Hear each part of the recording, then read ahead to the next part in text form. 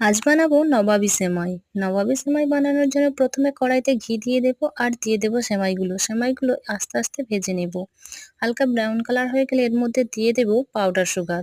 Powder sugar বলতে আমরা normal চিনিকে ব্লেন্ডারে পেস্ট করে নিলে পাউডার সুগার হয়ে যাবে।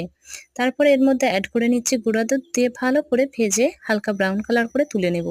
এখানে নিয়ে নিয়েছি হাফ কাপ দুধ। হাফ কাপ দুধ ঘন করে নেব।